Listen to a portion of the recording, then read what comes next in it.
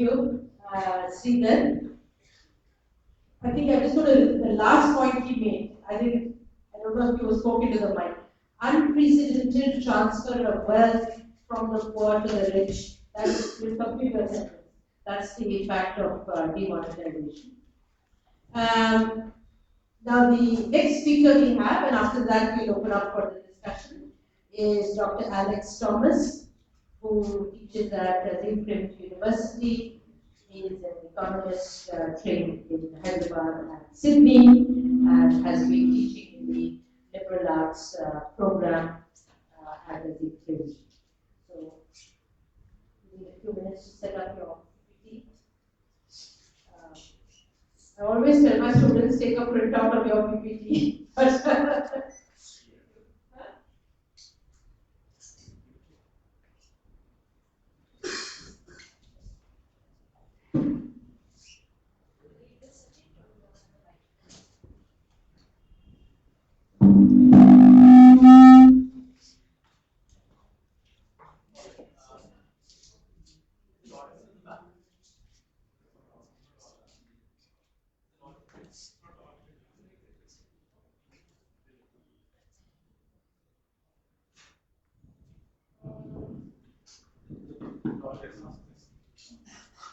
I was really worried when the power went because I had spent a lot of time preparing my slides, a lot of nice data, and then I thought that I could be forced to use my mobile phone. And unlike what Madras said, I didn't get any printouts as well. So I never expected power to go in a campus like IIS. Having said that, so since all the other panelists also spoke about the initial response, when demonetization was announced, I was on campus and I was sitting with students, and one student said that this demonetization has been announced, and my response was really, I don't think that's true, or maybe there's something wrong happening, and this can't be true. And that was the initial response, and I said maybe this is spam or this is some fake news. So that was the initial response, and then when it occurred to me that it was actually true, I tried to find reasons for it. Like anybody rational would do, we think that there is something rational in what somebody, especially if the government is trying to do. And I think both Ramkumar and Sridhar have tried to point out that maybe there is something that they've been trying to do. So I've titled my presentation a bit provocatively, saying that there are two invisible crises that demonetization has caused, and some of them will resonate with what previously people have said. So this is the economic survey, and what the economic survey said, in a way this is what the government, or partly the government, have to say. So it is very clear that GDP and economic activity has been affected adversely, but they're always clear to mention it is temporary. So I think this is an important point, given that the argument is, okay, we will suffer for our nation, but because we know that it's a temporary suffering. I'm not so sure it is just temporary. So this again has been made that the GDP has been adversely impacted. And actually, thanks to Sridhar for talking about this just before. So the question really is, does a cashless economy imply development? And it is very, very clear, no. There is no a priori reason why we should prefer a cashless economy or have a low currency to GDP ratio. There is no a priori reason, and all you need to do is just look at a couple of other countries, both developed and undeveloped. So there is no one-to-one correspondence between per capita GDP and currency GDP ratio.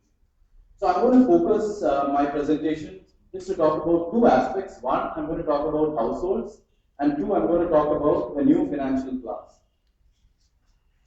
This I've labeled as Econ 101 because often I think that the policymakers here as in India sometimes don't really recognize this adequately enough. On the left is a macro picture saying that there is structural interdependence in the economy. So you have the household sector, you have the business sector, you have the financial intermediaries, and they are all interrelated. My actions have an impact on your actions. Or to put it in another way, the example that was given earlier, at least, so if I'm not buying goods from you, the other person does not get their income. So my expenditure is your income. I think that is a very key macroeconomic point. And this is, since many of you are from the sciences, I thought I'll have something with numbers or formula. That's all really. What that tells you is, again, the structural interdependence in the economy. All the industries in the economy are structurally interdependent. And if there is a shock to one system, it flows through the other sectors too. And however, if one sector is doing well related to the other sector, in the aggregate, the picture might not change much, or even the picture might look better. This is data that a private organization called the Center for Monitoring Indian Economy put out, which is CM Money. This is, I mean, it's very clear in this data that this is a labor participation rate. In a way, crudely put, that unemployment or people have lost jobs post demonetization. And I think this data puts it very squarely and clearly. So, 1.5 million jobs lost in the first 4 months of 2017. That is post demonetization. That's severe. Now, this is apart from the people who have died. Now, I just want to give you a sense of household financial savings. All of us try to save some money, and what is the proportion? So, if you look at this is interesting because currency as a percentage of financial savings sort of before demonetization and post demonetization, you notice that in 2017-18, that figure has actually increased. So, if the aim, that one point is that the government has set several different goalposts and they've kept changing the goalposts as time has gone by. And so, even if you have to look at the role of currency, we notice that it has come back or it has increased. So, crisis one, what I want to talk about is really what is called in the literature as the idea of hysteresis. It's a very simple idea stating that short-run effects have long-run impacts. And so often the point that is being made is, okay, this is a temporary shock, so it is all right. But no, the point is that temporary shocks often have long-run consequences if they are persistent enough. And that is the idea of the hysteresis. So yes, maybe immediately you don't recognize it in the aggregate data. As I mentioned before, aggregate data might never actually capture it adequately. You might have to look at sectoral data, and so they have long-run impacts on the economy. They would have affected our potential to produce in the future. And I think that it's very easy to sort of recognize this if we take the household that is barely managing to make its living. And today you don't have enough money to spend buy groceries, and you don't have that for the next 2 months.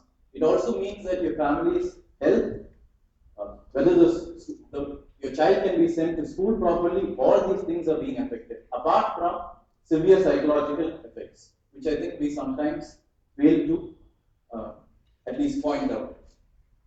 So if you go back to the structural interdependence chart that I put up, they have multiplier effects. So what happens in one sector, maybe you lose 1 rupee, but as it goes through the economy, it has multiplier effects on the other sectors. And as I mentioned, in the aggregate, some effects might cancel out. So what we know from the GDP might actually be something of a story that is not fully told. You might have to look deeper. And this is a question that I often ask that, okay, people say in the short run you have to suffer these consequences. In theory, short run has a very specific meaning. But when it is applied to policy, how short is the short run? Is it 1 year? Is it 5 years? Is it 10 years? So there's not very clear idea about what the short run means, and the short run can get further extended. So this I've mentioned a little bit. What about a household? There is implications for potential work, implications for health and education, psychological costs, and it has been very, very clear that demonetization has disproportionately affected the poor. So this, given all that is happening with the RBI, just again, this is partly in the form of raising questions more than answering them. But one of the reasons that were given is demonetization is undertaken so that RBI's costs reduce and the government can obtain more surplus to fund its different expenses. So if you look at the percentage of printing cost to overall RBI expenditure, you notice that after demonetization in 2017-18, the data has sort of slightly come down. And yes, the surplus has also increased. What I'm going to show next is really, maybe one needs to look deeper into it, but so I've just put ceteris non-paribus because economists like using the assumption ceteris paribus or other things remaining the same. Right? So if you look at that story, the story that I've just told you here, maybe it's just part of the story. Maybe you need to dig a little bit deeper. And what you notice is, I don't know what the reason is, but the employee cost has declined from 46 to 38. So I don't know what the entire story is, but maybe part of the reason for the reduction in cost is also the reduction in employee cost. So let's take a look at the cashless economy, which everybody is celebrating. So when I was preparing for this talk, I tried to look at some people who are saying that demonetization might have done something good. And the only kind of, I think, the overarching narrative there is that we have moved to some cashless economy, there's more digitalization in the economy. So I just want to unpack that and what that means. So one is the rise of prepaid money. So many of you might have used Paytm, Days has been bought up by Google, so it's Google Pay now, or different forms, Ola Money or and all that. So if you look at the percentage of total retail payments, all this data is available in the RBI annual report. So if you look at that, you notice that paper clearing, that is using checks, all that, has actually come down from 46 to about 28%. That's the first. And if you look at electronic clearing, clearly there is increase. So electronic clearing includes NEFT, that you pay or make international transfers or domestic transfers. And if you look at card payments, they have also slightly increased from 2.3% to 3.2%. And out of the card payments, what I'm really interested in is this prepaid money. That is Paytm and the such. So you look at that, the prepaid instruments have gone up from 0.3 to 0.5%. So there is something happening here, and let's try and understand what is really. This is value, not volume. Yeah, this is value. But then, anyway, I'll show a slide with volume as well, which is the next one. So on the left, you have the prepaid instruments rising as in terms of value. So you notice that the value is increased. Right? That's from 10.89 to 13.34. And if you look at volume, that's increased from 27.6 to about 42.13%. So clearly, there's been an increase in volume of prepaid money transactions. And both have increased, but this has taken an even higher. This has increased by even more. Now the question I am asking is, well, who is benefited? So it is clear that a lot of people have faced disastrous consequences, including deaths. People have lost livelihoods, and I think it still continues unabated. But there's somebody who has gained. Somebody who has moved up from in the Forbes list of billionaires, who has been in 99 he has moved up to 74. And so it was surprising because when I was sharing this with a colleague, they said that we should look at this list, and it is very, very unusual for somebody to make such quick money and move up how many notches from 99 to 74. There is something clearly happening here, and so what I've really highlighted there, this is what Forbes has written. It's written that one of the biggest beneficiaries of India's demonetization, Paytm. So it is very clear, I mean, at least people in the business world, I think, clearly understand that one of the biggest beneficiaries of demonetization is probably Paytm, and this is very, very evident from this. So the second crisis is the rise. See, financial technology startups by itself does not constitute a problem. There's no problem there. But the problem arises when these startups have been built on the hardships that several others have had to undergo. That is one. The second point being that if the government does not understand what commodities these are, there is a problem of regulation. It's a bit like Ola came into Bangalore, people were happy, consumers were happy. Suddenly the government realized, oh no, there's a problem. So you need to have a clear idea of what the commodity you are really trying to sell, and the proper regulatory architecture should be in place. So what is the commodity? It is very unclear. So if you use Ola Money, for instance, you are almost forced to use it because you are using the service of the Ola cab. Similarly, all these things have been bundled with other commodities. So you have Paytm, Airtel Money, Google Pay. So the question is regulatory framework in place? It's not very clear. Right? What happens if money gets lost? We don't know. How are profits made? Again, it's not very clear. So there's a clear juxtaposition of private interest versus social interest.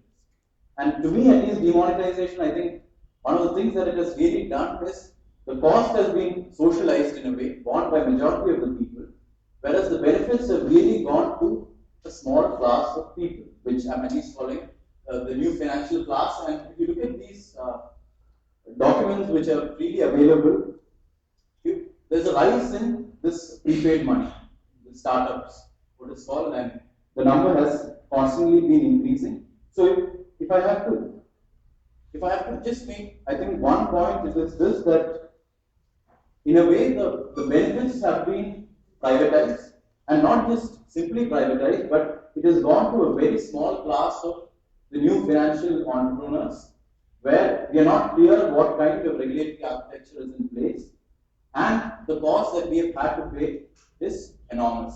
So with that I end, and these are just a few sources that I put up there that I